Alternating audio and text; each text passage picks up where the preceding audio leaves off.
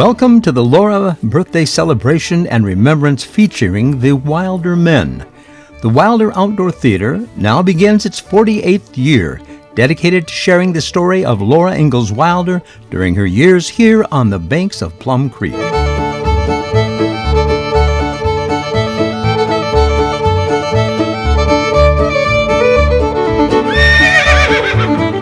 This activity is made possible in part by the voters of Minnesota through a grant from the Southwest Minnesota Arts Council, thanks to a legislative appropriation from the Arts and Cultural Heritage Fund.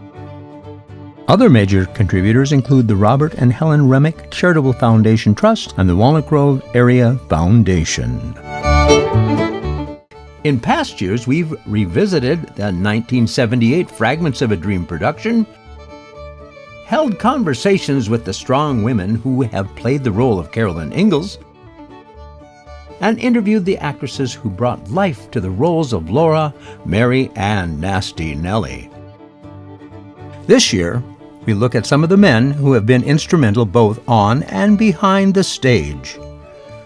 Laura Ingalls Wilder would be well over 150 years old this year, which is far less than the total number of years dedicated to the Wilder Outdoor Theater by the men who have been instrumental in the production. Today, we celebrate them and share their stories. Laura Ingalls and the Wilder Men. It also takes time now to remember the original author James Merchant and two of the founders, Augie Van De Wiele and Al Farber. I never met original author James Merchant, though I am good friends with his brother Tom, who was the newspaper editor here for many, many years. James was a local lad who created the first script, mixing Laura Ingalls with the real folks in Walnut Grove. This planted the seed for a production that grew and has drawn audiences from around the world to this tiny town on the prairie. He was an accomplished pianist. He played trombone in high school. He got drafted during Vietnam, and he played in the Fort Monmouth band for the whole time he served. He got a job in DeSmet, South Dakota. It was at the DeSmet News, the newspaper there, and of course they were already getting into Laura Ingalls Wilder thing. Things started to pick up from there. People in the community, of course, were getting interested in this and getting a museum going. And then they asked him if he would be interested in writing a play. Yeah. And of course, he was editing the newspaper at the time too, and going to college at Southwest State. I'm thinking 78. California. He took on a job at Norman Lear Tandem Productions, produced the All in the Family, One Day at a Time, and The Jeffersons. He was the property manager for that studio. He had 3,000 scenic properties that he managed. And of course, they were desperately trying to get this second half of the script, and actually it was a three-part script originally, and he had not finished.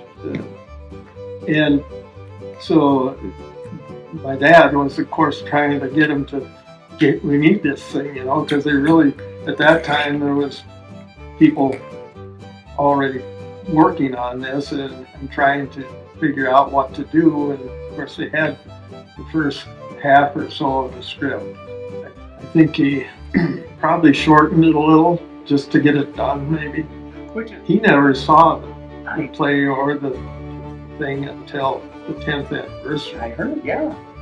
And at that time, Catherine McGregor was there. That's the only time he saw the play. At the end of the first act, there was a huge thunderstorm moving. It was just a deluge. He wrote a sitcom about a small town newspaper in Minnesota called Alvin Glynis, and he wrote a half-hour script for it, and they had accepted the script. They liked it, but it got lost and it got canceled. I'm going to talk about two gentlemen who were the inspiration and the driving force to start the production of the Wilder pageant. And they're both no longer with us, although I look over my shoulder occasionally and think they are obviously still around. This is Augie Van De Wiele and Alan Farber.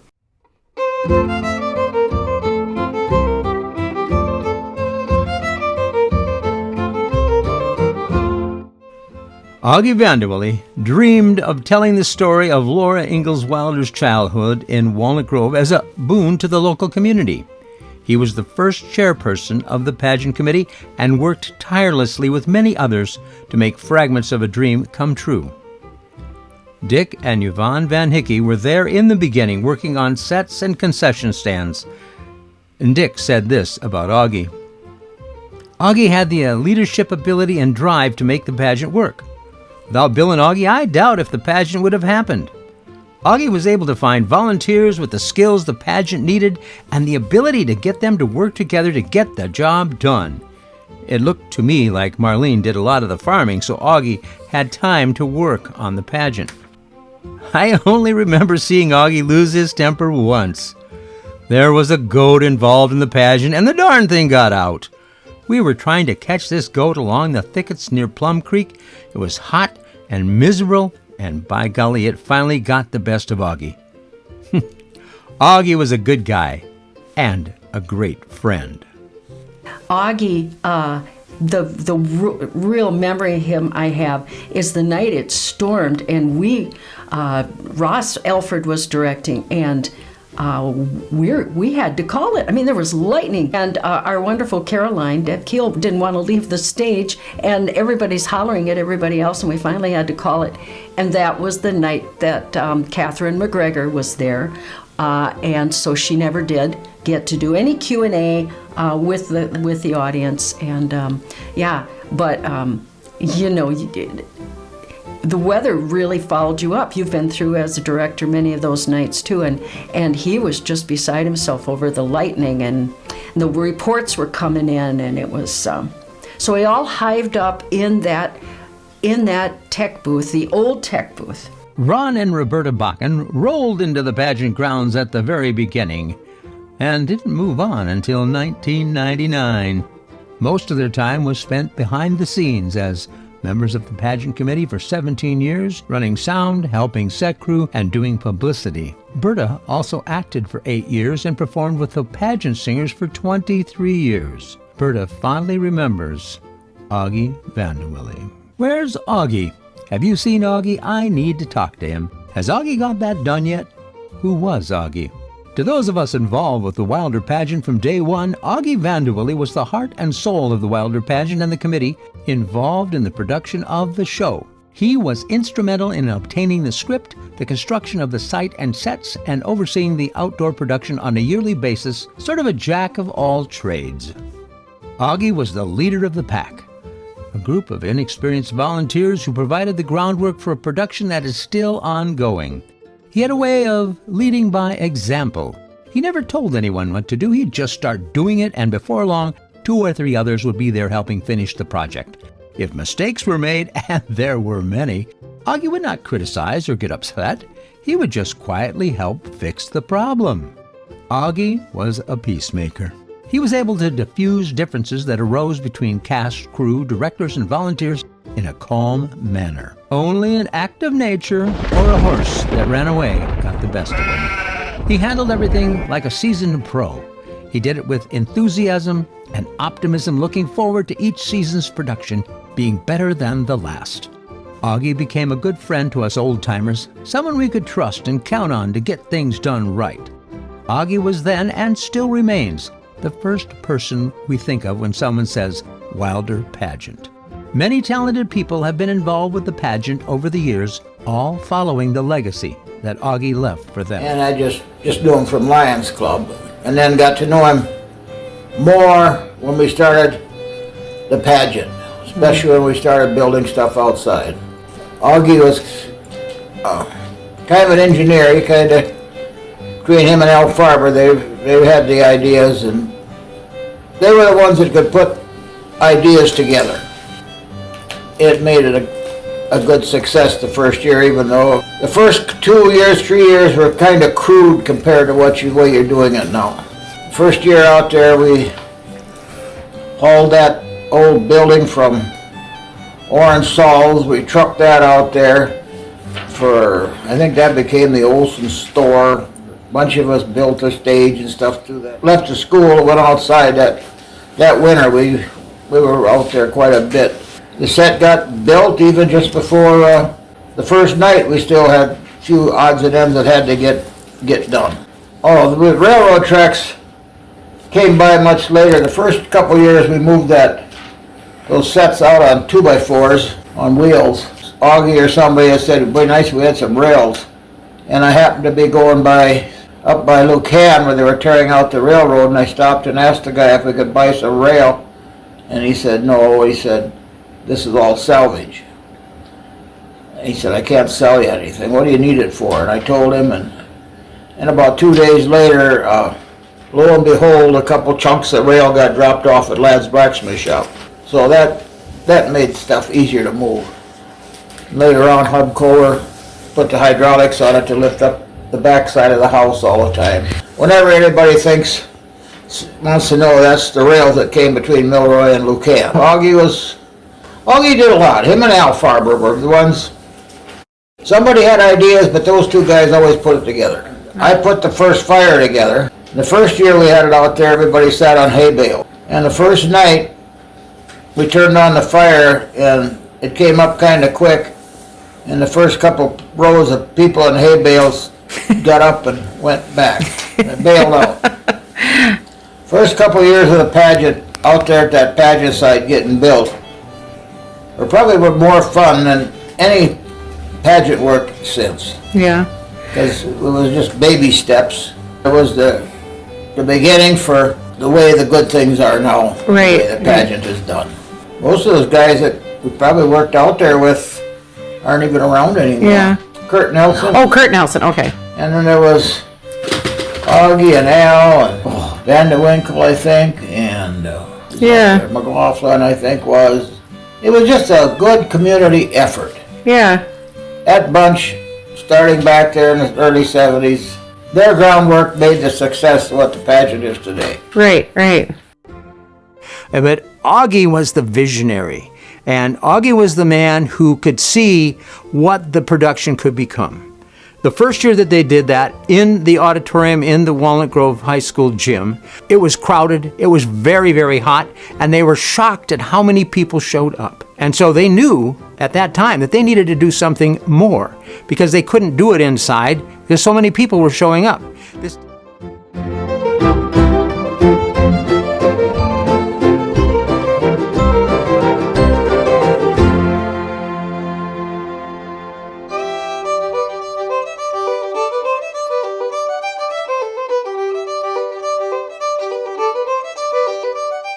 The show that we do is out on Al Farber's land. Al Farber, strong, direct, maybe irritating to some people because he was so forthright. And just what do you think I do all day? Sit around at Olson's store playing cards? It's a lot of work taking care of 9 children. But Margaret, we only have 8. I was including you, dear. You know, Dad was farming a little bit. He had cattle when that started. He'd get home from the mail route at 3:30, whatever, and he'd always be doing something, it seemed like. He says, I got to go down to the pageant and mow, trying to make it better. Then he had to go down and put up the pageant flag. You know, it's because of the devotion that the people had at that time. And to this day, what you guys are doing is why the pageant's still running. The site where the pageant is located was where my dad and mom wanted to build a house. So where the light booth is, that was going to be my dad's house, maybe just a little bit further to the south. You know, he talked about that from the time we were young. So, you know, he had a understanding and saw the value in the pageant, in what promoting Walter Grove, promoting Laura Ingalls Wilder. You know, it was fun working with him. I can remember this pretty vividly. This was probably the year that we started, the very first year, in town, I should say. And my dad was working, and that was beastly hot that whole week before he opened the production and everything. And I can remember my mom and dad having a little bit of, shall I say, words. My mom was upset, and I remember the word divorce came up. Well, this is getting pretty serious here. You know, Dad is spending too much time down there or what, but the divorce never happened. Of course, my brother Brad and I worked together quite a bit on building that first set outside. And I can remember that we were begged, borrowing anything we could get to build with. And we found out there was some good barnwood that was underneath some tin at a farm just half mile away from the pageant site. And started pulling nails off, laid the tin out real nice and everything. And the wood underneath it was good. We used it for a number of things during the pageant. Because I thought, hey, this tin is worth some money and for somebody. And sure enough, it was, because we got back there a day or two later and the tin was all gone. And I thought, really? The first year he was in it, if he played Mr. Kennedy. You know, probably the big highlight with my dad was putting the cross on the steeple. And I think that's what we as a family fondly remember that. Mom was always a little bit nervous as he got older, having him go up there and do that. And the crowd, that was a crowd favorite too, I think, you know. Yeah, it was real special, that's for sure, really special. And Mom finally joined the cast, and then, you know, that was even more special because, you know, they were both in it, and he just was very devoted to the pageant. But I think after he saw what this was going to become, he stepped forward, and of course he and Augie were good friends all from high school on and everything. So I was always really impressed with the fact that, you know, I really didn't know him and didn't know what the connection was, and how devoted he was too.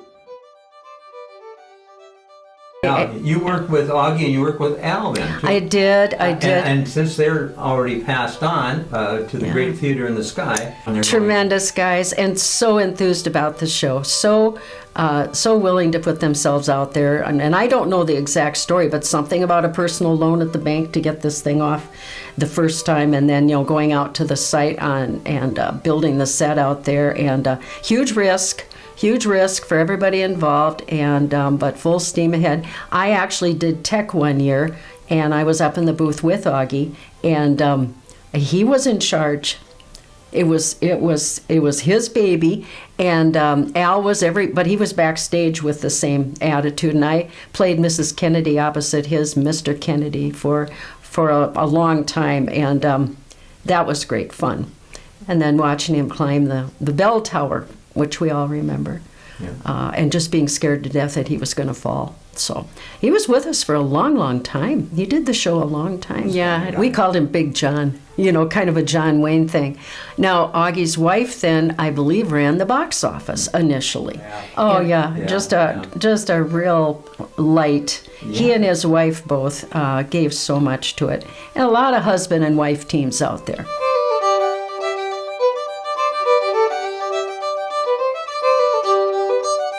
There are times when I sense Augie and Al, along with James Merchant, standing on this stage's dugout, not looking down, but looking up and still dreaming about what next great thing we can share.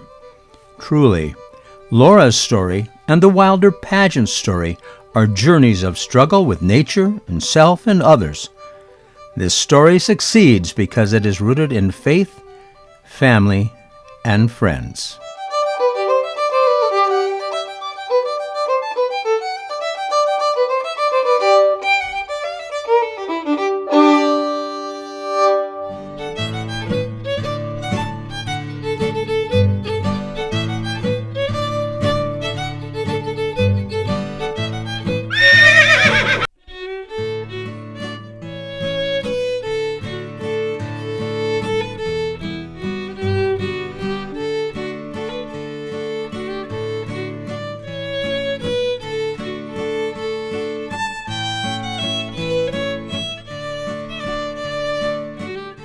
I'm kind of the, let's try something weird, new, strange, and costly. And Errol is the voice of reason. What can I say? Errol Steffen has been instrumental in crafting the sound system, the initial web design, and advertising campaigns. He's also dedicated his time as a committee member and local business supporter for the production. He spent many, many late nights helping adjust sound and lighting in spite of the large mosquitoes' efforts to bleed us dry. More than that, he spends June and July as a cast member in rehearsal and on stage.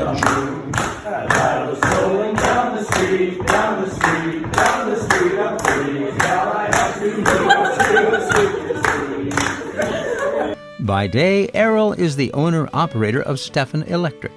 By night, Errol is a volunteer who you can count on anytime and anywhere there's a need for help or advice.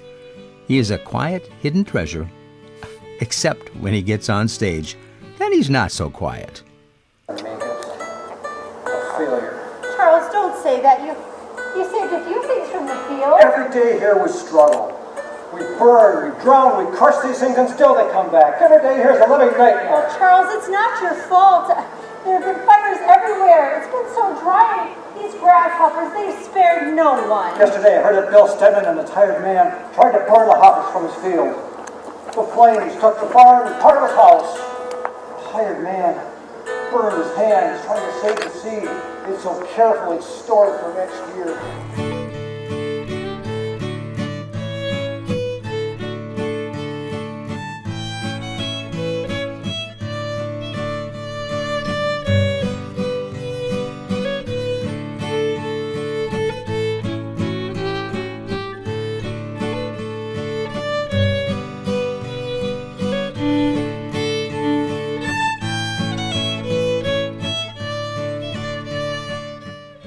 In recognition of this, on October 1st of 2021, Errol Steffen received the Scott J. Parker Outstanding Volunteer Award from the Institute for Outdoor Theater, a partner with the National Southeastern Theater Conference. The Scott J. Parker Award is a new award presented to an exceptional volunteer in the field of outdoor theater.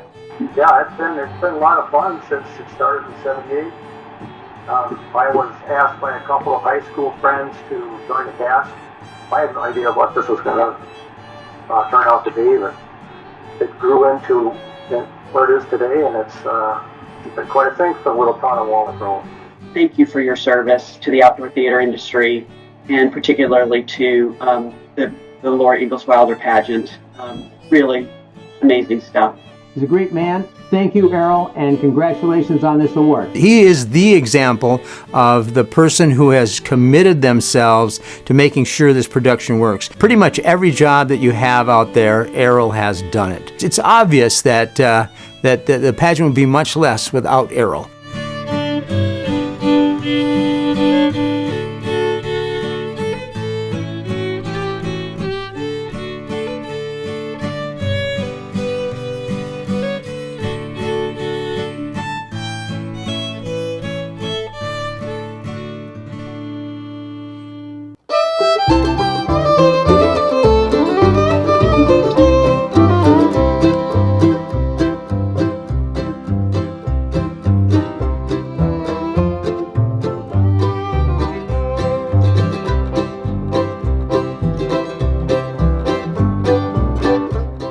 Kerry Knakmuhs began involvement in the pageant in 1978 as an actor, probably at the request and insistence of his mother Shirley.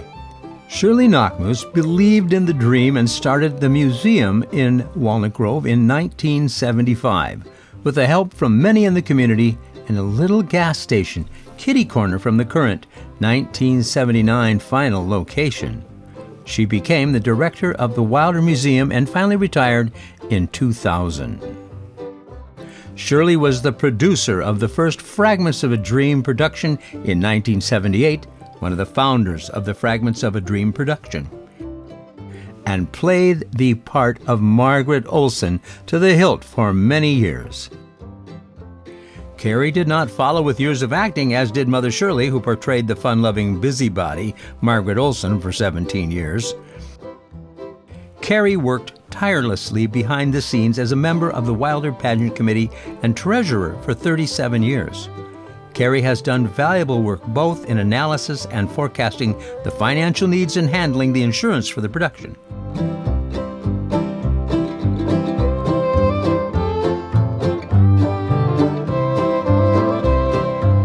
Kerry has also guided the pageant singers for 34 years with a strong voice and a happy guitar, along with a desire to provide some great music for the audience before the theatrical production begins. This is the time that we like to, as we stand out here, we like to kind of take an unofficial survey as to how many people of you are here tonight are seeing this pageant for the first time. So if you could cooperate, just raise your hands. We love it. You know, year after year, we see the same thing. More and more new people are coming to the program. So thank you for being here. And if we know that word of mouth advertising is the best. And so if you like what you see tonight, go home, talk to your neighbors, go and talk to your friends and relatives, and tell them that they should join us here. And if you don't like what you see, well, never mind.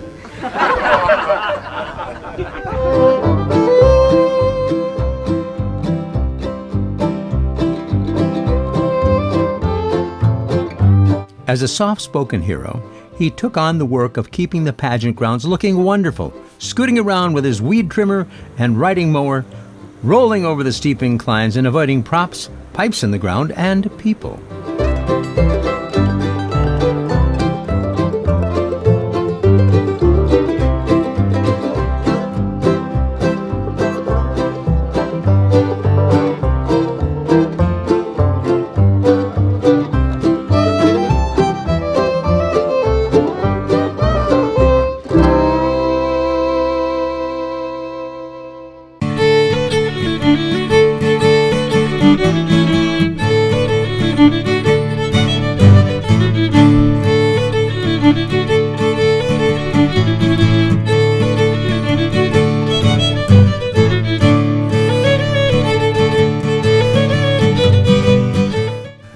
I'm Lowell Highby. I've been involved in the pageant for 16 years. In real life, I'm part of Lutherans for Life, a ministry, and I'm in communications.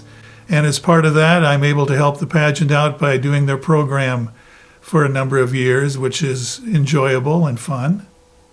I first saw the pageant in its inaugural year, which was 1978, and I saw it in the gym, which was super heated and hot, but it was a great show, and enjoyed going to the pageant for many years after that.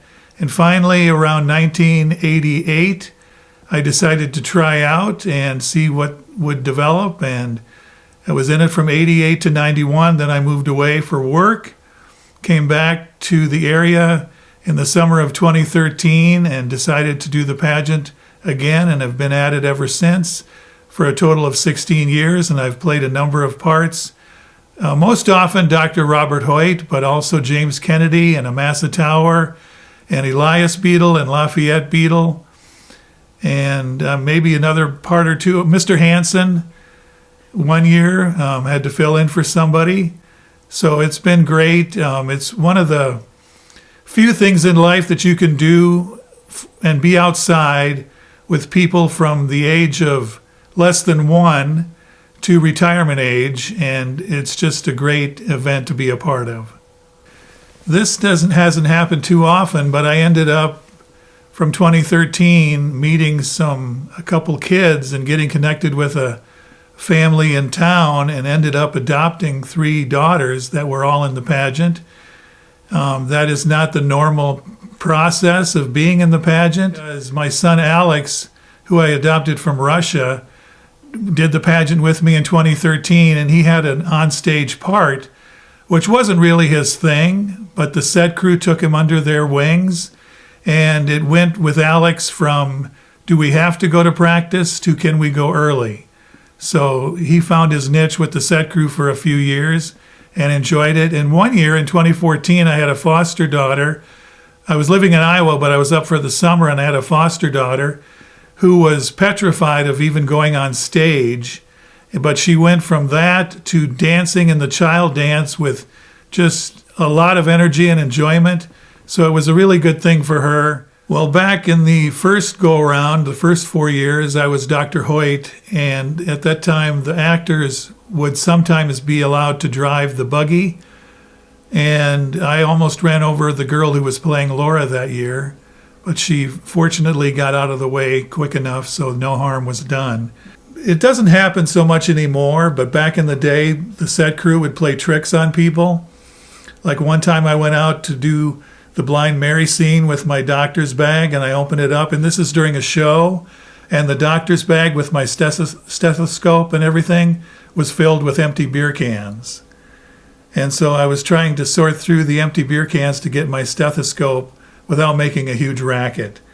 But it's all in good fun. And I guess one year they nailed the doc's bag to the buggy, so when he got out, he was trying to pull. It wasn't me, but it was a prior actor, and but it was all in good fun. Right. And backstage is very enjoyable. I mean, that's part of the reason people keep doing the pageant, is the fun backstage. Just socializing with people and getting ready, and the energy of the show nights and so on. It's just a great time. And I highly recommend it if you want to get involved in the community. Even though it does take a chunk of your summer, it's a good use of the summer. Well, we have a very nice program compared to what you get at some events. It's a 32-page booklet, full color, and it highlights the story of the Ingalls family and also has a schedule of local events, along with bios of the different characters and pictures of the actors and a listing of their names and the set crew. It's not a whole new program every year, but there's a lot of updating that takes place with different actors in different years. So it takes quite a bit of time to put it together and get it ready for the printer. But I think the final result is highly anticipated among the cast and crew. One extra bonus of being in the Wilder pageant has been meeting stars from the TV show Little House on the Prairie. They're a nice group of people. They work hard. They're fun, entertaining, and people really enjoy seeing them. It brings back a lot of memories for people. And it's a little surreal at times meeting some of them, because you watched them when you were a kid, when the show was on originally, and here you are in Walnut Grove talking to, for example, Lucy Lee Flippin, and it's just fun to meet them and talk to them, and they really appreciate the fan base that is part of the Laura Ingalls Wilder story, and it's a great bonus to being in the pageant. But no, it's just been one of the great experiences of my life being a part of the pageant.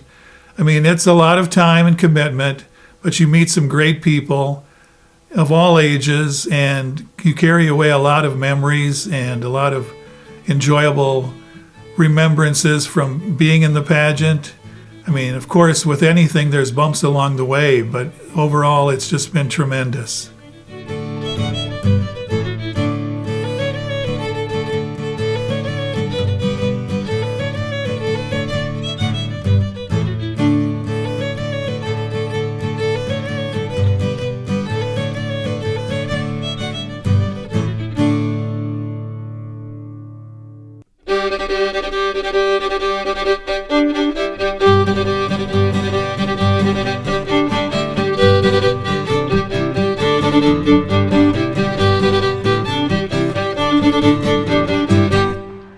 My name's Daryl Hrdlicka, and I've been in the pageant for 19 years now, I believe. I started acting back in high school. I actually was lettered in drama.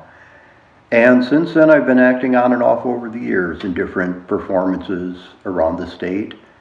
And about 10 years ago, I started acting in movies, and I've been doing well in that as well. I've made a few movies of my own. I've written a number of scripts that have been developed. I've written a couple of books on how to play spoons and how to play dice games and how to do card tricks, and that's about it. I keep busy. Well, the very first year was probably 20 years ago when my two oldest children were in it. And they had a wonderful time, and I just sat backstage, and I was a stage father, and the next year I decided I'm here anyhow, I might as well be in it. And that first year I played Reverend Alden, and I had a blast doing it. I love being up on stage. It's wonderful to be part of the family. I don't know that I have any memories of that first year in particular, besides, it was an incredible amount of fun. I started as Reverend Alden, and then for a number of years, I was dual roles as Reverend Alden and Mayor Elias Beadle. I like to joke that I held the spiritual and the secular power in town, so that was pretty good. After that, I was James Kennedy for a while. I played Dr. Hoyt one year. I played Mr. Hanson one year. I played Mr. Olson. And now I've also been playing Reverend Moses. So it's been a number of roles. They're all comfortable. I've enjoyed all of them. One of the things I really like about the Wilder pageant is that it's not, here's the story of the Ingalls family, and here's a couple of other people that come in now and then. We're actually the story of the city of Walnut Grove, the village of Walnut Grove, I guess. And so when I'm James Kennedy, I'm James Kennedy. I have a wife that I fight with, but I love. I have children that annoy me, but they're my children and I love them, and I just get into that mindset. I'm playing the character. I'm having, you know, my wife and I, we tease each other and we glare at each other, and at the end of the day, we like each other. And it's finding the character that you're playing. When I'm playing Reverend Alden or Reverend Moses, I actually started college in pre-theology. I was going to be a Methodist minister. And so that's very comfortable for me to slip into. When I did Reverend Alden and I'm doing the prayer in church, I feel like these are my people. This is my congregation, and I am doing my best to lead them. And so you just find out who the character is and what they want out of life, basically. And I mean, the Ingalls are a part of it. I see Charles, I say hi to Charles. But as far as I'm concerned, it's not Charles' story, it's my story. If I'm James Kennedy, it's me and my wife in our house. If I'm Elias Beadle, I'm running the town council meeting and I've got to keep these hooligans in line and keep pounding the table until they pay attention to me. And just you find the character. It's a chance to get out of what we've done in the past. The old script was very good, but we had 30 years to refine it and to get it into shape, but there was so much that was left out. There's bits and pieces that don't make sense, and I think it's good to expand on it. I think you need to tell more stories, because otherwise it's the same story every year, and why do you come back? But if we tell more of the story and tell different stories, people have a reason to come back to Walnut Grove and learn more and find out what happened to families. I like bringing in, well, real world events, but things that actually happen so that you have the time frame, you know what's happening. We've made reference to the James Gang because the Northfield Raid took place in 1876 when the Ingalls were just getting to Walnut Grove. We mentioned Little Bighorn, which also happened at that time. We're helping people locate it in history, and I do like that. Heartwarming to have them tell you they enjoyed your performance, they liked your character, they liked what you did on stage. It's such a nice little, I don't know the word for it, it's heartwarming. Because you've been out there and you've been putting on this performance and you've been with your friends and you look out at the audience and somebody liked you well enough to come up and say you did a good job. And that's what an actor lives for, is having somebody appreciate your performance. Be prepared, because it will take up your summer. You're going to lose June and July, because even though performances are in July, you're not going to feel like doing much during the week. But if you can accept that, it is an opportunity you're never going to forget. It helps you develop your acting skills. You're part of a community. I do feel like the group of actors in the Wilder pageant are my family. We get together every summer and we have this glorious family reunion for 2 months. And we just hang around and have fun. And sure, there's people on the hillside watching it, but I'm mostly out there with my friends just having a good time. Well, I was going to say, one of the things I enjoy the most about the pageant is actually calling the square dance. Because that's something I started doing. I didn't want to at first, but I can't dance, and so I started calling it and watching the dance develop through what's written on the paper and making it fit the music and the changing steps and everything that goes into it and refining it and calling it. And at the end of the day, when we're doing a performance and everybody's out there and I'm calling the dance and they're just snapping along and doing it, and we end on the final note of the music, and I throw my hat in the air, and I mean it every single time. That is just amazing. It's a member of that feeling like a community. It's not just something I go perform in. I have a vested interest in the pageant going on. I love being a part of it, and if I can do something to help make it better, it's something you do. But I want to make sure it looks good, and so I'll come up and I'll help clean and I'll help fix this and I'll help put that away, and it's just something you do. I'm part of this production. I'm not too proud to be set crew. Nobody should be too proud to do that. Well, we do have the Westbrook Art Center. My wife and I bought the old Presbyterian Church in Westbrook, and we do occasional classes. We have music lessons. We've done jams in the past. And it's something, I know, it's great. My parents passed, and I thought this was a tribute. I took the money that I inherited from them, and we started the Westbrook Art Center. Oh, I think I'm going to be doing this for a few more years. I've got children who are still in it, and as long as they're in it, I'll be in it. And probably after that, because acting does get in your blood. It's an amazing experience. I can't describe it, but there are nights at the pageant where everything just clicks. We're out there on stage, we can feel it happening. We can feel the magic. We know we're nailing it. And at the end of the night, there's a high to that I can't describe to you, but you just come away feeling, yes, this was it. And I live for that. I do.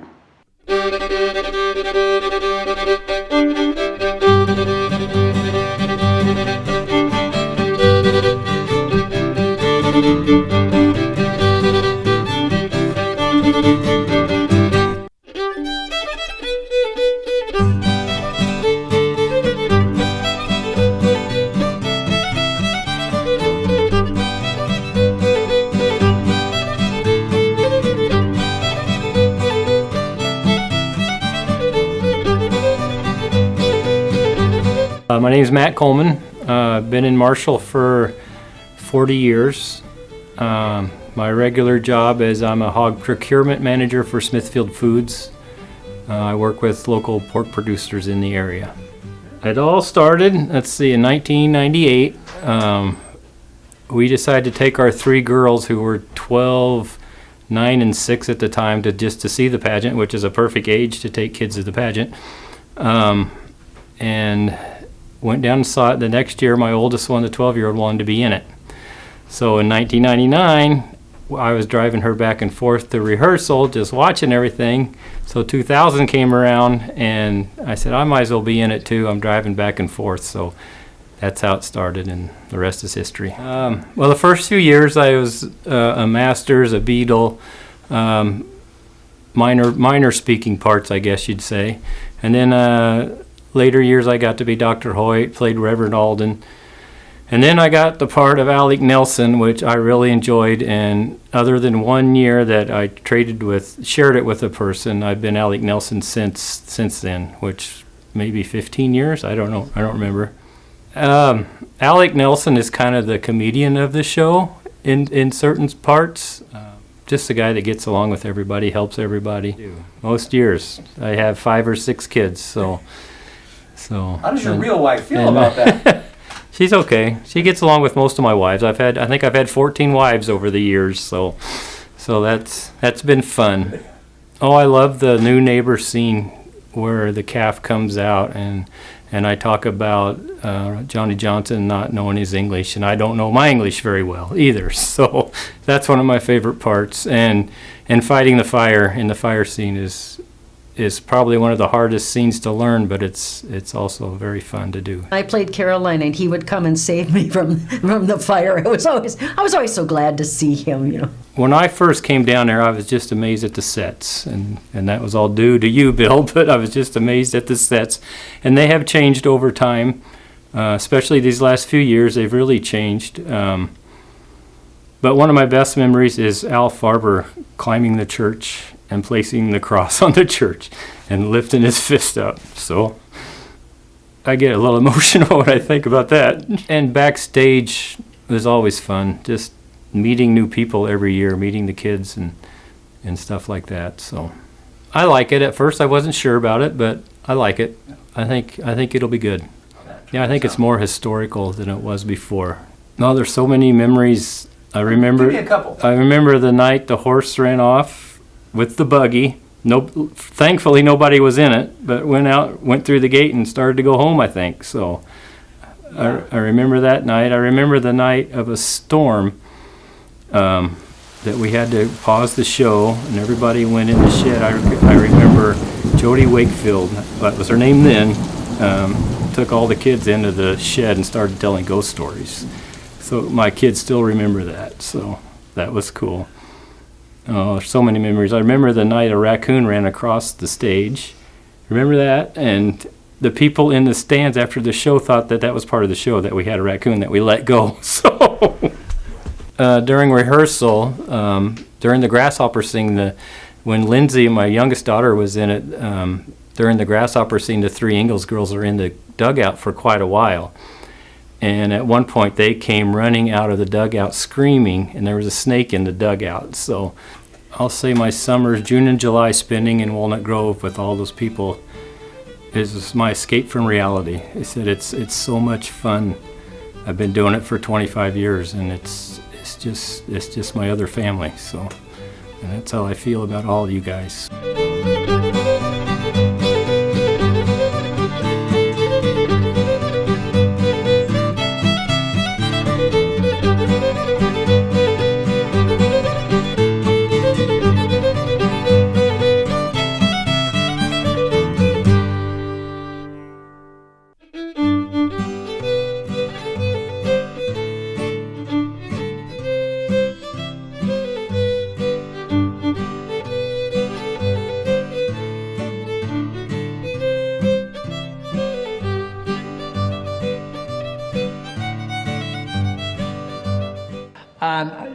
First of all, I came here to teach in Lamberton in 1965, and I came here to teach agriculture. And but I had an introduction to the Lower Ingalls Wilder and the books and so on before this, because I went to a country school, and in the country school, every morning the teacher there would read to us from the Lower Ingalls Wilder books for about a half hour every day. And so we went through the books, the series of the books, and I was always fascinated by what I heard when she was reading about this. And we had to meet outside. This was back in 1946. And we had to meet outside because they thought there would be a problem, but it didn't make any difference because they didn't know what was causing it at the time, and it wouldn't have made any difference to anybody. But so then we met outside, so she would read to us outside on this open porch from these Lower Ingalls Wilder books. My first teaching job, and the only one really, the place I had, was here at Lamberton. And so then when I came here, the teachers from Redwood County would have a county meeting every fall. And the year that we met at Walnut Grove, then we took a tour of the dugout site and all of these kinds of things. So then it refreshed my interest in what was going on here. The principal at the school was Bill Richards, and he came to talk to me and said, "Why don't you come and be in our pageant?" Well, it was kind of interesting because I had helped with drama at Lamberton School and directed a couple plays here. And so I thought, oh, this sounds interesting. I tried out and got the part, and then it branched into the fact that after a while, my own kids were interested, and my wife was interested. So one year, all 6 of us were in the pageant at one time. It started because of the fact that I was the one that started after Bill Richards suggested that I be in this. Okay, so then that's how that started. And then after I was in it, they found the interest in this because of me going to the rehearsals and so on and talking about what we were doing there and so on. So then they started, and I believe that Oak probably was the first one of the 4. But then Britta followed in, and then the other two followed in too. And then, of course, Anna directed it then 1 year or whatever.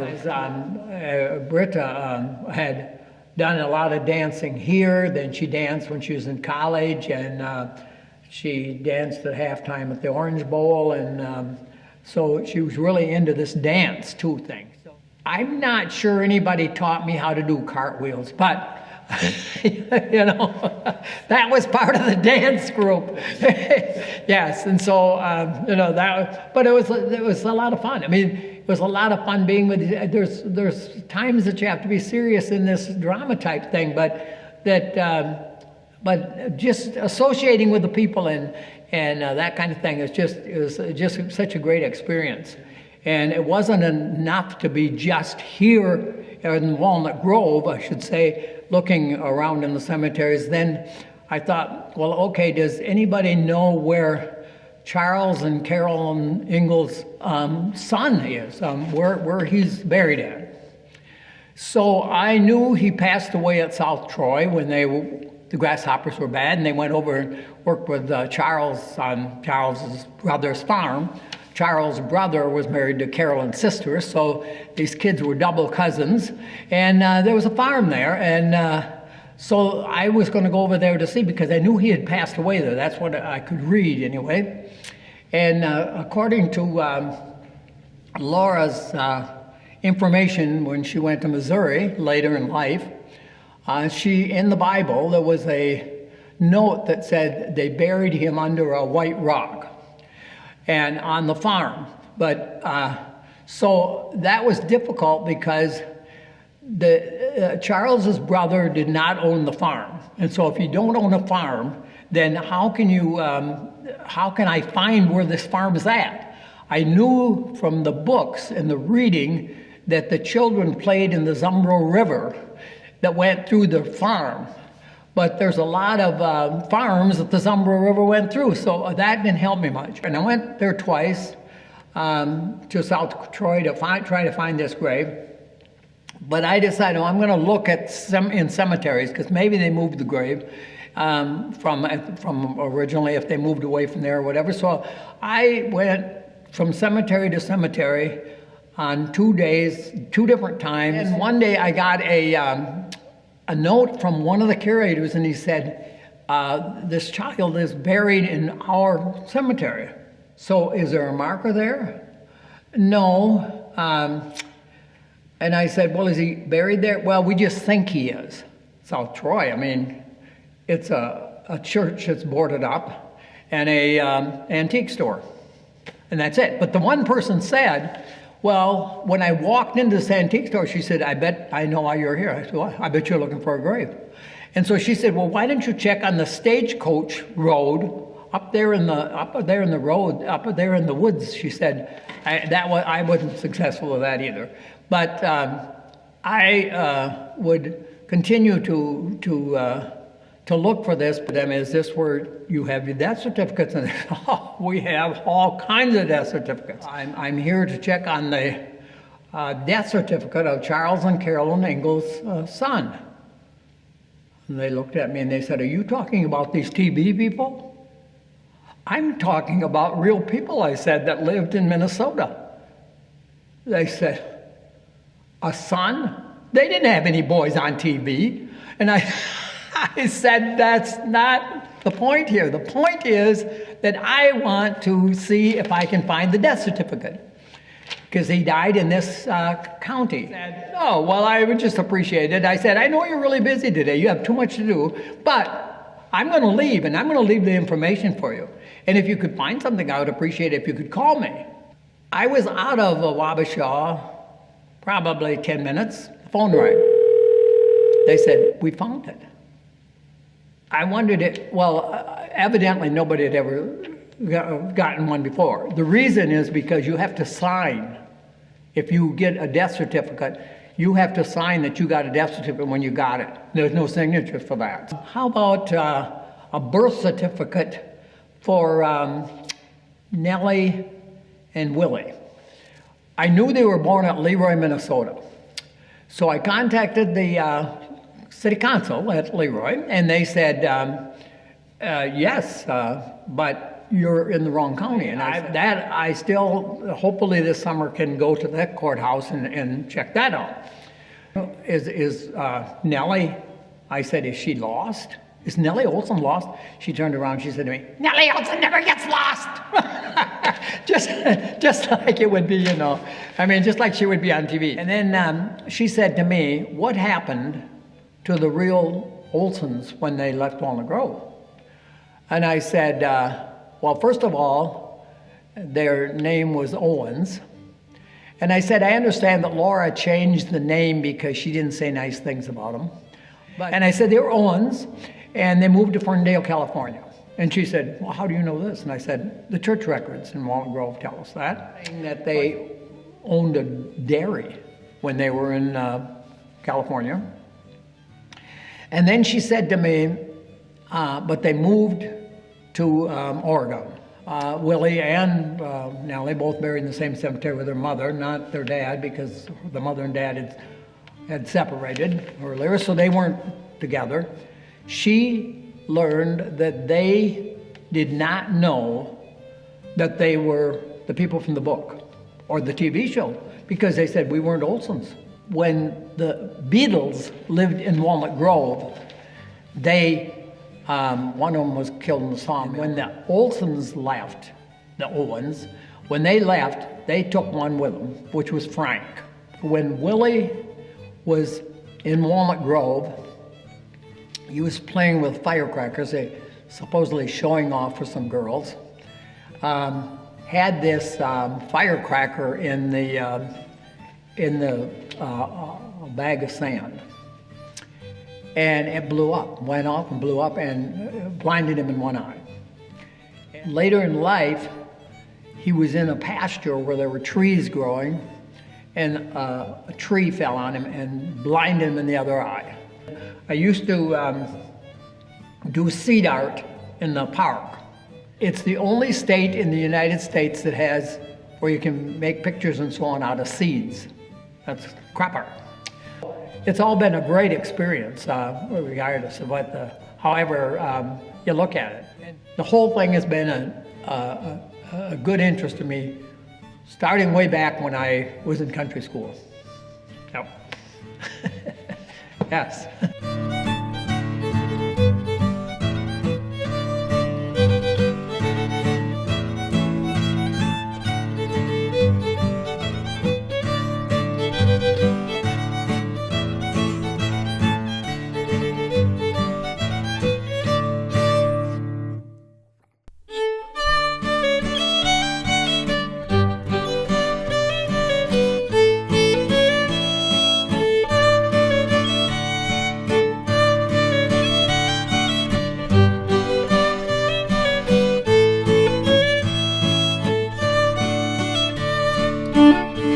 I made a deal with my husband in '82. If he would take care of Erica and Andy, I would take Jim out to the pageant. He still blames me for that. And I get to be in the show because I had a yen to get back on the stage. So I did, and the rest is history. So, and he put, and as he said to me, I have to get involved or I'll never see you in the summer. So, I'd been out there, by this time I'd been out there 8 years, and so in 90, when I see, according to this list here, is when he came on board at the set crew, which was a wild bunch of people.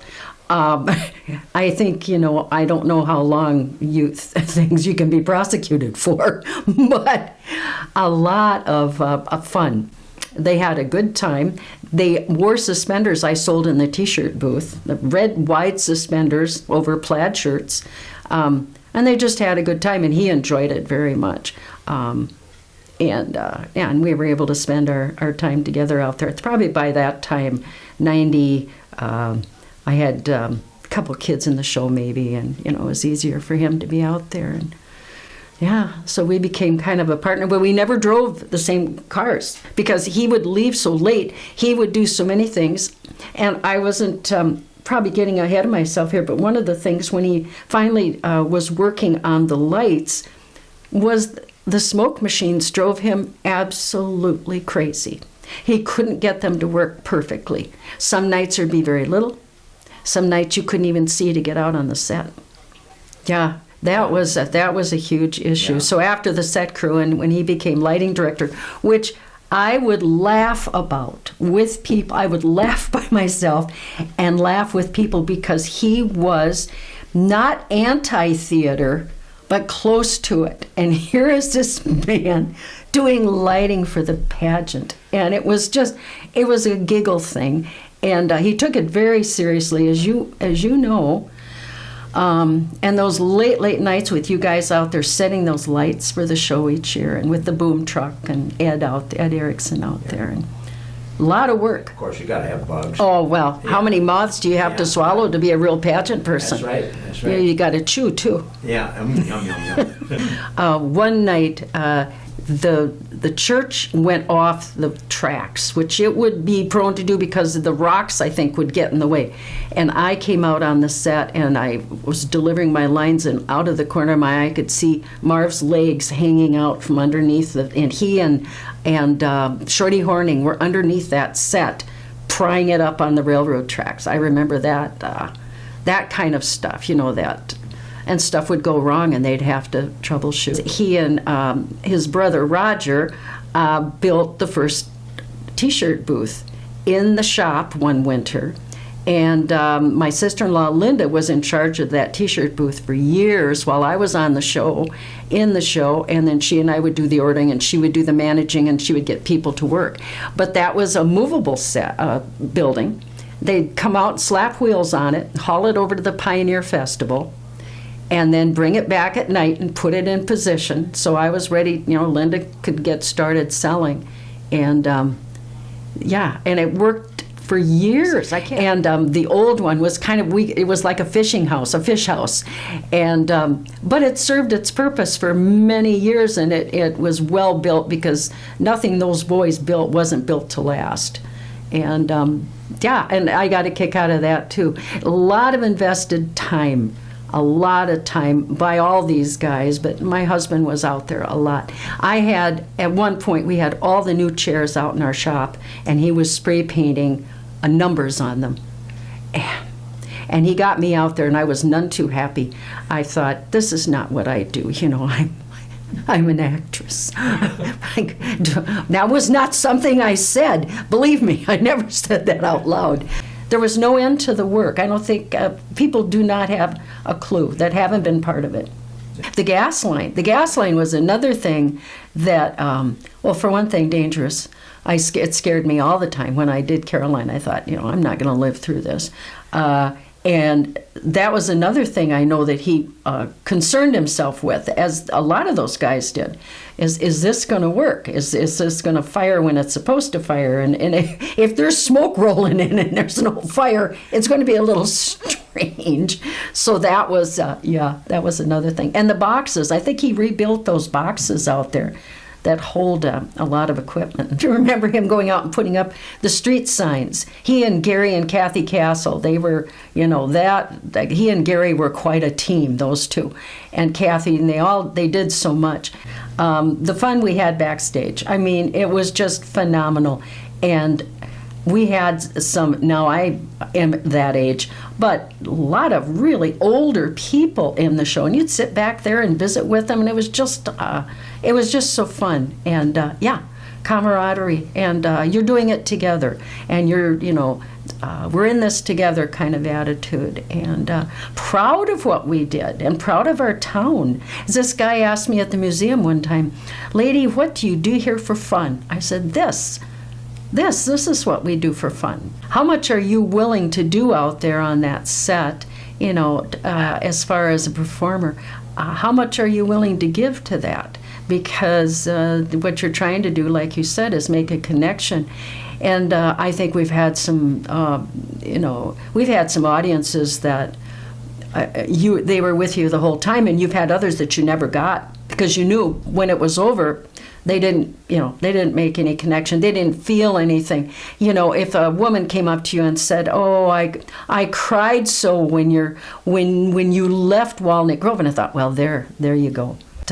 It it was a wonderful experience, and I think my husband, back to what Marv did, and he worked so hard. He was very proud of what we were doing out there, and took pride in how they did it. And there were so many good people he worked with over the years, and they would work together so well. And he would talk about that so and so came out, and we were able to get this done, and on their time. But then a farmer, his summer is a little bit of a downtime, so he had time to do that sort of thing. But people that came out and gave time and then went to work on Monday, when we were doing Sunday night performances, that was rough. That was rough on them. Yeah. And of course, you started practicing beginning of June, so school was out and away you went. And Marv and I were lucky. We had all 3 kids in the show, and we had 4 grandchildren that were all in the show too. So that was kind of fun to see the generations. Yeah. Well, he had a real interesting sense of humor. Oh gosh, yes. And the first year I did Old Laura, Deb Keel insisted that, and I was 46, and she insisted that I come across as 70, the age that Laura was when she wrote the books, in that vintage. And so it was with the powder in the hair and the wrinkles, and she gave me a pair of shoes too tight so that I slowed my walk down, and it really did, because my feet really hurt. So anyway, I do the first act, the half of the show. It's intermission. Some guy comes up to Marv up by the tech booth, and they were always coming up and asking him questions. How'd you do that? How'd you do that? And they said, you're making that old woman work too hard. And he goes, you'd be surprised how old she is. Yeah, for a man who almost was anti-theater. He poured everything he had into it and enjoyed it, and enjoyed his time out there. And when it was done, it was done. And so we're both battle-scarred veterans. We are.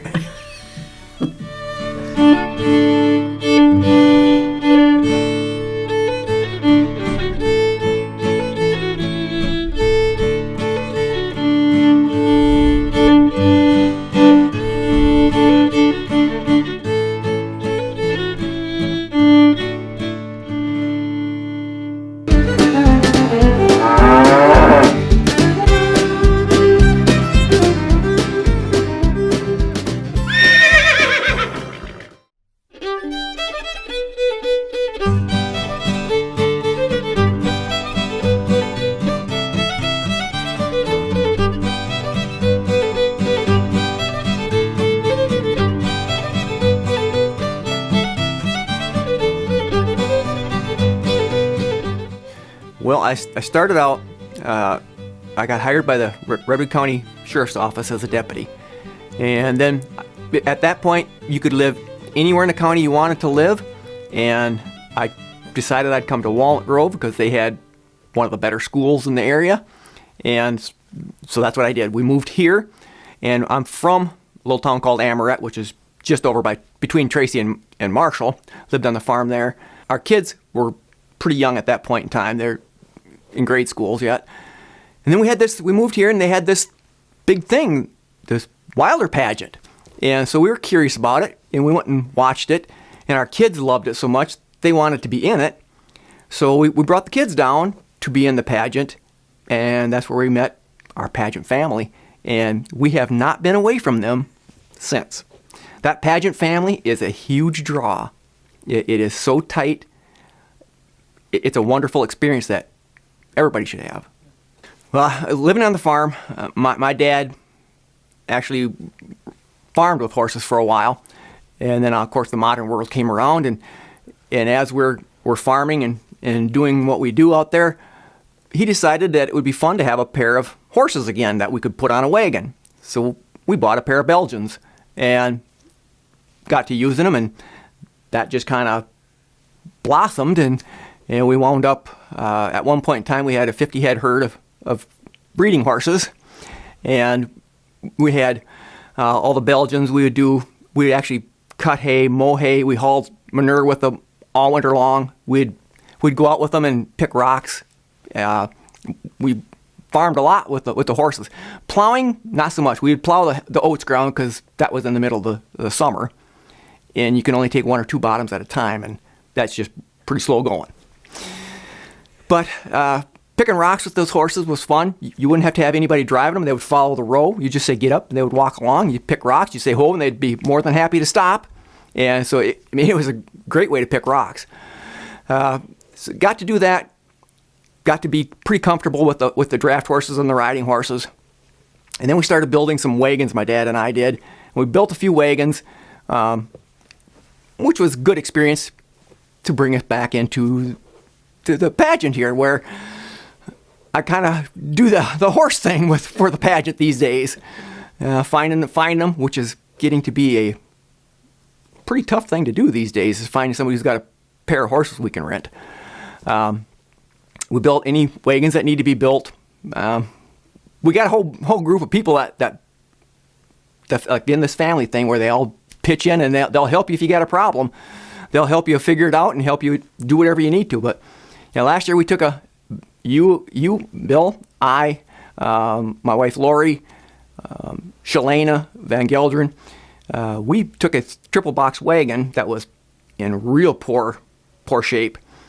And we completely went all the way through it, got it painted back to the original colors that it should be, put hoops up there and made it into a covered wagon that the people who attend can take photo ops, and they bring their family, put them up in this covered wagon and get their pictures taken. Well, when I first started working as a policeman, I worked in the city of Renville, and the chief at that time was an amateur photographer. And so he wanted all of his officers to be able to take photographs. So he taught us a few things, and I picked up an interest in photography and bought some cameras, and lo and behold, I started taking pictures for people until it became a business, and then I decided I didn't want to do that anymore. And so I quit. But for the pageant, I did a lot of the brochures that are given out in the beginning of the pageant. I did a lot of the photography for those for, 5, 6, 7 years, something like that. And then I kind of went away from that sort of thing. My brother, however, is a real fine woodworker. And so when I told him I wanted to build a guitar, he had me come down to his shop in Florida, and I brought wood. We had a tree, a black walnut tree grown here in Walnut Grove on some property we owned. We had it cut down because it was in bad shape. We cut it down. I had it milled and dried, and I brought some of that wood down. And these 2 guitars right there are made from a black walnut tree from Walnut Grove. My daughter Jody, I don't remember how many years, but a lot of years she was in there. And so we, obviously, when you got kids in there, you're down there all the time anyway.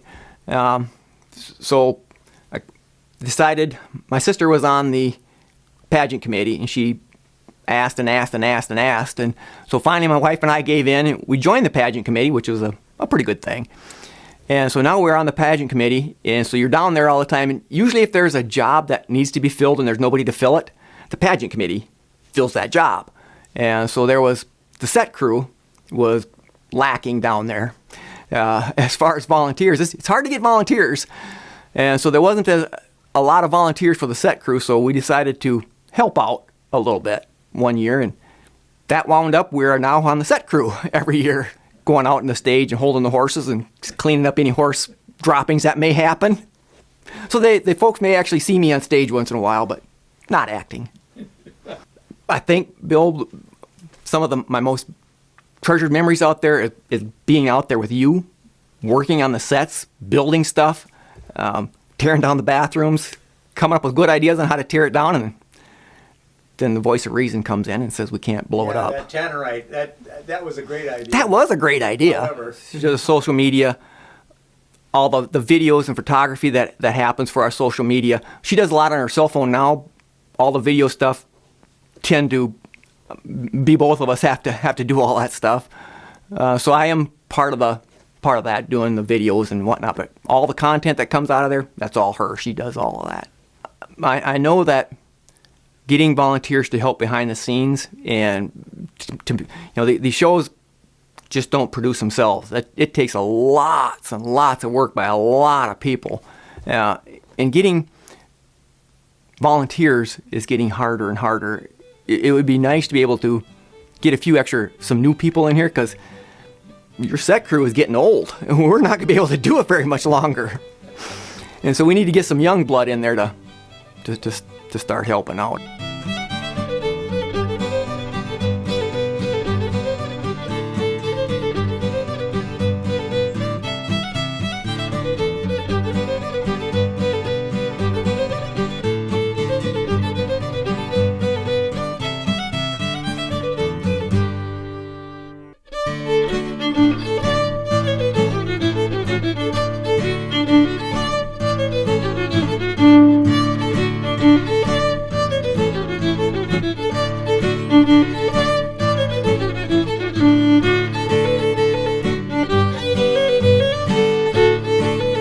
When I was a little kid, my next door neighbor and I, we had fun, and we'd have circuses in our garage, and we would have kids come and they'd pay a nickel to come and see our circus.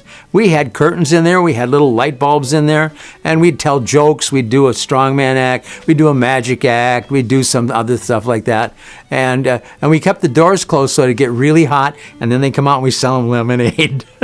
In high school, I was more tech. I worked on building sets, painting sets, setting lights, adjusting sound, microphones and all that, recording, special effects, things like that as well. Even back then in this, what would that be, 60s? Yeah. I had to try and think of what it was. Back in the 60s, I bought a 16 millimeter movie camera to go out and film stuff, to do a Mission Impossible theme for a homecoming thing, and then build a strobe light to do. Yeah, it made some people sick, but how did I know? So that, I did maybe a couple of acting things there. I played a dead body in a one-act play, and then the captain soldier was supposed to kick me to knock me over to see if I'm really dead, and I went off the stage into the orchestra pit. College, I didn't think about that. I was a science nerd. I liked fire, as you well know, and I made blow torches. I did light the neighbor's garage on fire, but we got that out. That was a mistake. Made noxious gases, chlorine, bromine, all this kind of stuff. Science, I thought, I want to be a scientist. First class in science, I realized that I'd be all alone in this little room with little containers doing important stuff that I had no interest in. I was done with that. And so then I thought, well, maybe I could do something in speech or theater. And I started working on the set, and I was in a couple plays, and so away I went. And that's probably why I couldn't do anything else.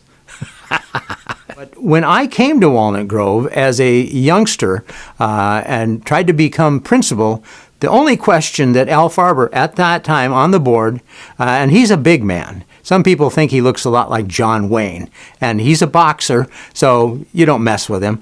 But he came to me and he said, "Say," and then he just drops his voice down. He says, "Say, we've got this show we're doing in the summer. Would you be interested in being a part of that?" Well, what am I going to say? I want a job. So I said, yeah. I had no idea. I didn't even know who Laura Ingalls Wilder was. I'm whispering that, but that's true. But people before that had no idea that Walnut Grove, they thought it was California because there were mountains in the show, but it was here where the Ingalls lived that the show was based on, on the banks of the Plum Creek Brook. Augie was the visionary. Now, somehow between these two gentlemen, and I must also mention, although we're focusing on the men in this show, that Kerry Knakmuhs, who was the director of the museum that they had started a little bit before that, was also super instrumental in getting this thing rolling and played Margaret Olson with a flair for many years. So they formed a committee, and they asked me to join and get in, and I said, yes, I will. And they're going to do a stage that's very much like the stage they did in the building. It was a Shakespearean thrust stage. If you know what that is, it's platforms. And it was made out of old wood from all the different farm sites. So when they asked me about it, I said, well, you're doing this outside, right? You want this to be bigger. You want this to be something more.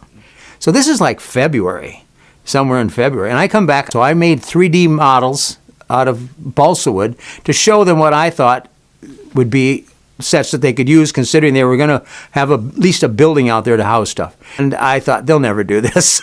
This is crazy. I mean, I liked it, but and they looked at it and I said, yeah, that's it. We'll do that. And between February and July, in those few months, 4 buildings were put up, lighting was installed, bathrooms, kind of like pit toilets, ticket booth, parking lot.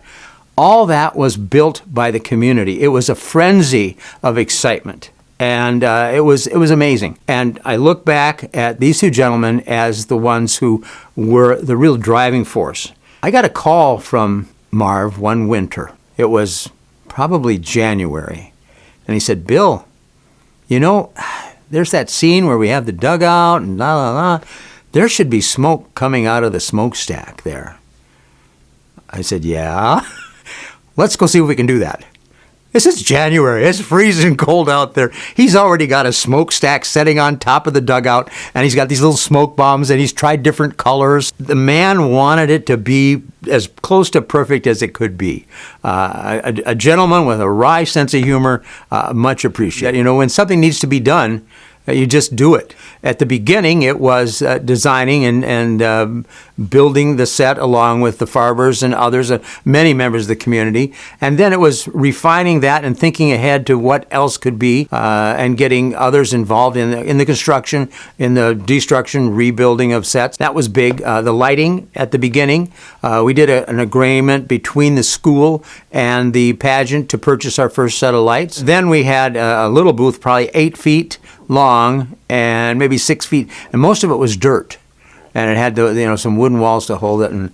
And Ross Alford, the director at that time, he was kind of a chain smoker, and he'd get excited and he'd rush out, and it was not that tall, and he was 6 foot something, and he would bang his head on that.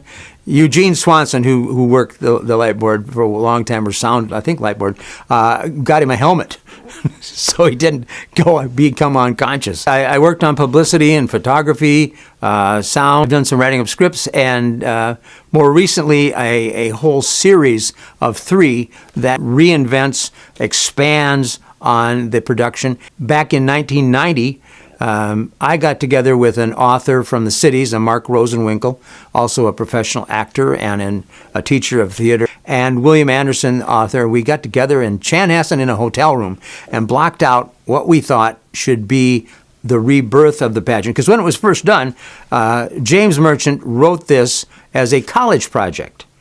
But then he got hired to go out and work for somewhere in Hollywood. And he didn't finish it. And his dad, Ralph, who was a huge promoter of the pageant, kept calling him and said, Jim, we're rehearsing. We need Act 2. So we finally got Act 2. Act 2 is a lot shorter than Act 1, which is okay. It follows the book to some extent and then switches gears to the very end when he's elected to the city council and they leave. And, well, at that point, Ma had the most lines ever, like 300-400 lines. And as we looked at it, that's one thing we wanted to do, is have more things for children and balance out so Ma didn't have everything, because it made it almost too much. Nobody'd want to do it year after year if you had that. So we did revise it. We created that old Laura character that we have, and that kind of balanced the lines out a little bit, and we switched some of it out to the children. It's been modified by each director since then. But then when it came to looking at it again, we thought, with a lot of new information, local historian Dan Peterson has a huge book of information about Walnut Grove. The story really didn't take into context everything else that was going on. Not that you can show everything, but at least you can show things that they would have been aware of or could have been interested in that might have had an impact on how this everything happened, even though Laura wrote it from a child's perspective. Got together again with William Anderson, with Mr. Rosenwinkel, and with a Pamela Smith who'd written a book on Laura, and doing a lot more research, we came up with this trilogy because it was just too much to put into 1 year. The Star Wars of the Prairie, no, we didn't think that name was good, but it's kind of, you needed to have more time to tell it adequately. And so we're now in the beginning of the cycle. We've gone through the second and third years of the production and are ready to start over with year one, which will be more similar to the original production, except we've cleaned up some of the context and got the right people that should have been there at that time, and we add more to it that would have happened actually when they were here. It's been quite a ride. It's not what I expected. But the most important thing, the very most important thing that I've accomplished actually happened in the second year that I was here. Now we're working on building the building out there and getting the rear screen projection set up, and I'm falling asleep up there. It's about midnight. We used to sleep out there in case somebody would rob us. Nobody would rob us. Nobody has. I mean, Anyway, I fall asleep on the scaffold. It's like this. And who wakes me up but Tina Anderson, who was out there with the drawings that began a relationship that continues in a marriage with 3 grown children. That's the most important thing, right there. They all acted in it for a brief time. The boys, you come in, you do one thing and you go, that's not for me. I'd rather work backstage. People got to find their niche. Erin, on the other hand, really took to it and has been, I think she's almost been directing as long as I have. I mean, she's done it for quite a number of years and does a very nice job. We consult and visit, and I give her ideas, and she says, not that, Dad. Which is fine. I mean, it's like the script. We do a read-through, which we just did on this redo, and it's not me anymore. It's not mine anymore. I'm not concerned about someone saying, that line is stupid. I mean, maybe it is. If other people think it's stupid, I want it to be something that communicates the best with the audience. And if what I've written doesn't do it, I don't care. Get rid of it. Fix it. If you look at the scripts, they have initials by each individual scene, because some of the scenes are originally from James Merchant. So there's a JM, and then it's been adapted by me or Mark or somebody. A lot of the new stuff, yeah, it's mine, but I don't really take full ownership of that, because the ideas come from when we do the reading of the draft. Like last year's, that was draft 8 of the show, because people would say, hey, no, fix that. And we had people do read-throughs, and then they'd make comments, and they'd say, this doesn't look right, this is wrong. It's a community that has actually ended up with the final writing credit. Well, of course, there's so many, though, it's difficult to pick. I'll pick a couple. Some of it wasn't during the show, the performance. One of my more shocking experiences out there was working on the fire line. That's always been an issue of will it go, won't it go? One of the things they tried was a neon light transformer. And I thought, I'll try this out, see if this works, because I can remotely operate and everything. Well, what I didn't realize is that the ground was kind of damp, and my leg was on one of the pipes. And when I hit that thing to start it, I don't remember, but I know that I flipped completely over backwards and landed on my butt because of the jerk that you get from that shock. I mean, the amps are low, but the voltage is like 28,000 volts. So it was awe-inspiring, and I didn't do that again. Another great time. Okay, we had a tornado warning out there, so we had to suspend the show for a while. The booth, now that we have now, has all the concrete walls that's built in, so it's a perfect place. So all these people, 50, 60, 80, I don't know how many people were in there, huge number of people. But in that, I mean, there was a lady, and she wanted to sit down, I guess, and so she did. But she sat on the flash attachment that we use, and she set it off. I don't know how she did that, because it's a double thing, but she must have had a lot of wiggle or something. And I'm telling you, it was exciting. It was exciting. I liked that. That was fun. Done a lot of work in the high school with theater there, and we'd like to see more. I mean, theater could be overdone too.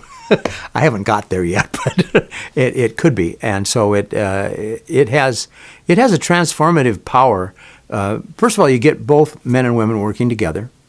And secondly, usually it's ephemeral, though. It's one of those things where you do it and then all of a sudden everything's gone. And I had kids say that in high school. We'd build these huge sets. I like huge sets. We didn't need them, but I had to do that. And then the night when we're done with the show, it's gone. And they're sitting there at the end when we're done. They said, it's gone. I said, yeah, remember it. And what did you take away from what you participated in that you can use in your regular life? Confidence. I can speak easily to people.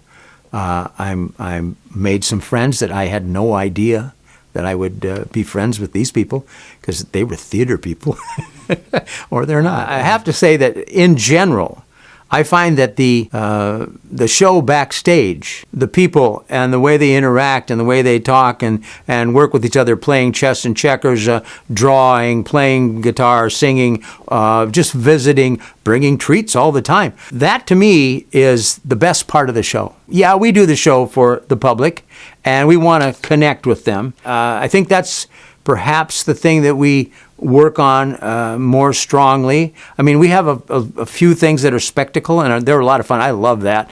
But I know that, we're not Disney, and we're not a Taylor Swift concert, because our tickets are a lot cheaper. What we do have is the ability to make a strong connection with the audience. And time and again, when we really hit it, and not every night do you hit it, it's like a basketball game, for those of you who are sports people, there's sometimes you win, there's sometimes you don't. And you just go back, you regroup, and you talk about what went well, what didn't, and you come out again. So when people think, oh, I saw that play. No, you didn't. You saw a play. Every play we do, every night, it's different. Not always intentionally either, but still, it's different. And sometimes you hit the mark and you have that audience. You see people either laughing out loud crazy, or you see people in the back row crying because of the way it impacts them. Well, actually, I can't take credit for that. I mean, think of your set crew, how crazy they are. I may have a partial idea, and then Alexander and the crew, they go nuts. I mean, and they make things work and make it fun. Now we're working on bathrooms. I can't leave that out. When we started, it was the Cleveland's potting shed for plants. Now they moved up, of course, to Flushers, but they've been there for 40 years, and they're gone. And now we're halfway to a new restroom, which will be handicap accessible, very clean, very strong, can double as a tornado shelter. It depends on, I think, the continuing ability to excite people. Over time, when I got started, I didn't have any idea where this was going. I look back on the minutes, and that's the only reason that I can even talk about how amazing it was to get that built. I didn't even think about it at the time. Things just happened. And so now time is a little more crazy for people. You don't have as many farmers, so you don't necessarily have, I don't want to call it downtime, but available time to move, when they think, I can do this at another time, I can do the show.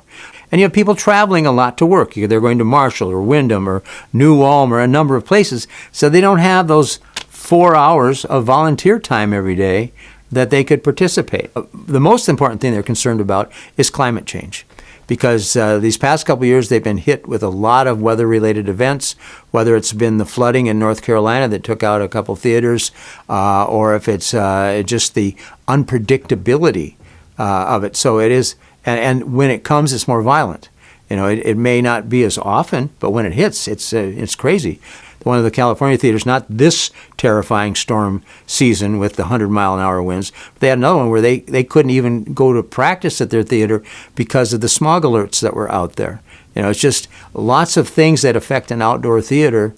More truth about Laura. I mean, we've uncovered a lot of different things, and it's not necessarily bad things. It's just more accurate, and I think that's a good thing, which I think will make our story more interesting to people over time.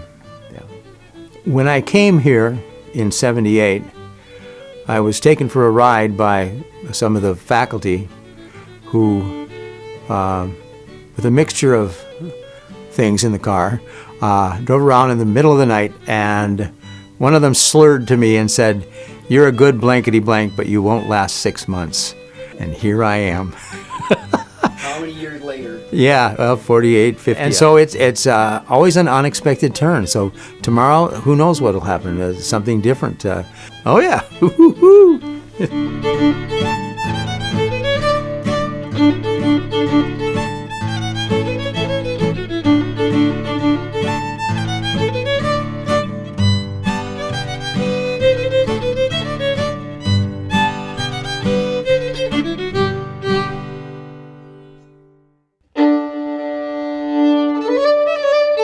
Wilder Outdoor Theater now begins its 48th year, dedicated to sharing the story of Laura Ingalls Wilder during her years here on the banks of Plum Creek.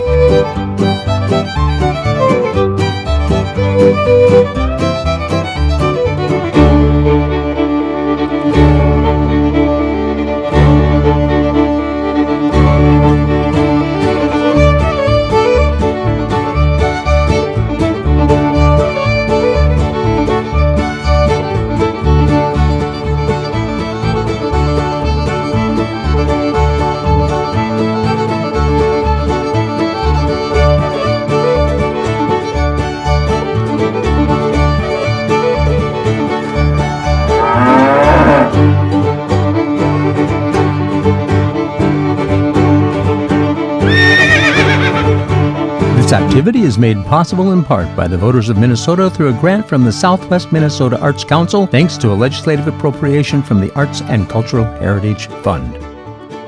Other major contributors include the Robert and Helen Remick Charitable Foundation Trust and the Walnut Grove Area Foundation.